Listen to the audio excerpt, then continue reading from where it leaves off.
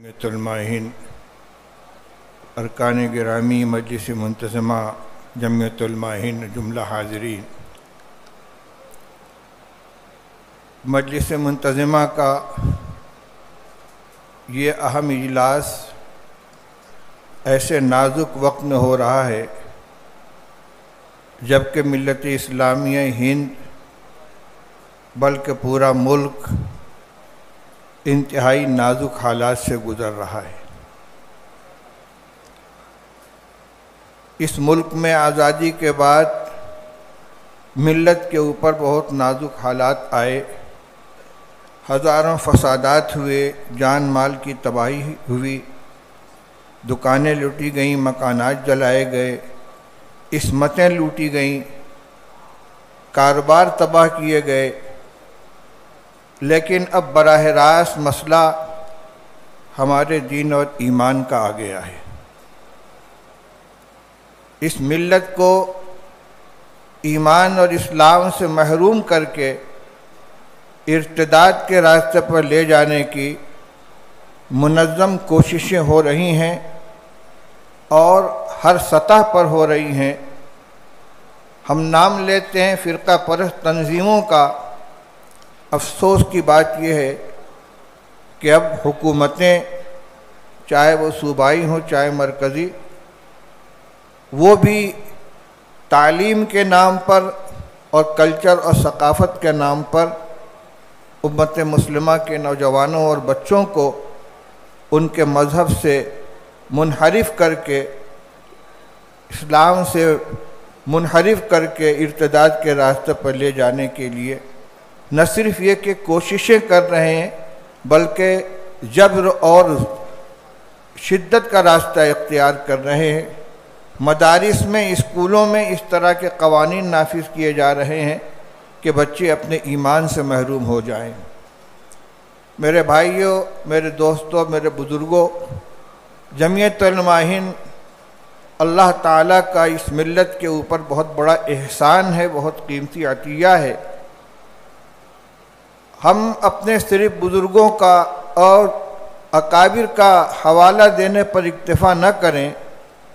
بلکہ آج کے حالات میں یہ سوچیں کہ ہمارے وہ اکابر اگر زندہ ہوتے تو کن جذبات اور کن قربانیوں کے ساتھ وہ میدان میں کھڑے ہوتے۔ آج ہمیں انہی جذبات کو اپنے ساتھ لے کر اور اس وقت جو ہمارے قائدین ہیں، ہمارے سربراہان ہیں، ہمارے اکابر ہیں، علماء ہیں، ان کے شانہ بشانہ کھڑے ہو کر اور نوجوانوں کی طاقت اور ان کی صلاحیتوں کو استعمال کر کے اس ملت کو اور اس ملک کو تباہی کے دہانے میں داخل ہونے سے روکنا ہے۔ یہ بات ہمارے سامنے بار بار آ رہی ہے کہ ہم صرف اپنی ملت ہی کے لیے نہیں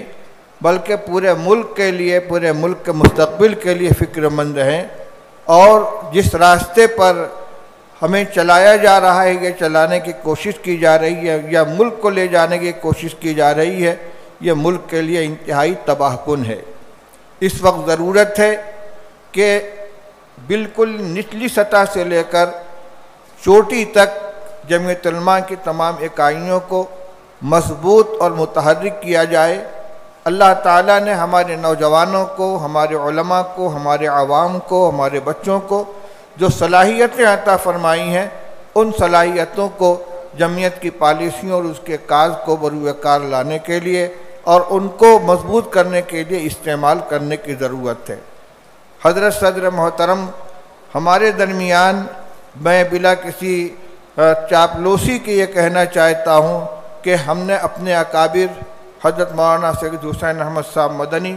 اور حضرت مولانا سید اسد صاحب مدنی رحمۃ اللہ علیہ، مجاہد ملت حضرت مولانا حفظ الرحمن صاحب سیوہاروی رحمۃ اللہ علیہ کو اپنے اپنے نازک اوقات میں جس عزیمت اور ہمت کے ساتھ کھڑے ہو کر حالات کا مقابلہ کرنے کو دیکھا ہے، پڑھا ہے، سنا ہے، آج اللہ تعالیٰ نے موجودہ صدر جمعیت کی شکل میں ہمیں اللہ تعالیٰ نے ان کا بدل عطا فرمایا ہے۔ ہمیں اس قیادت کو بھرپور قوت پہنچانی چاہیے، ان کے جذبات کی قدر کرنی چاہیے، اور اللہ نے ہمیں جتنی صلاحیتیں دی ہیں جان مال کی قربانی کے ساتھ ان کے شانہ بشانہ کھڑے ہو کر ان کے خواب کو شرمید تعبیر کرنے کی کوشش کرنی چاہیے۔ اللہ تعالی ہمیں اس کی توفیق عطا فرمائے۔ آج یہ پہلا اجلاس ہے، دعا فرمائیں کہ اللہ تعالیٰ بہترین فیصلوں کی ہمیں توفیق عطا فرمائے، اور یہاں سے جو ہم واپس جائیں تو کچھ عزائم لے کر جائیں اور ان کے اندر کام کے اور ان کے تکمیل کے رنگ بھریں۔ اللہ تعالیٰ توفیق عطا فرمائے۔ انہی الفاظ کے ساتھ میں اپنی نیک خواہشات کا اظہار کرتا ہوں، دعا کرتا ہوں کہ اللہ تعالیٰ ہم سب کو مل کر ملت کی اس کشتی کو پار لگانے کی، یا ملت کے تئیں اپنی ذمہ داریوں کو ادا کرنے کی توفیق عطا فرمائیں۔ وآخر دعوانا ان الحمد للہ رب العالمین۔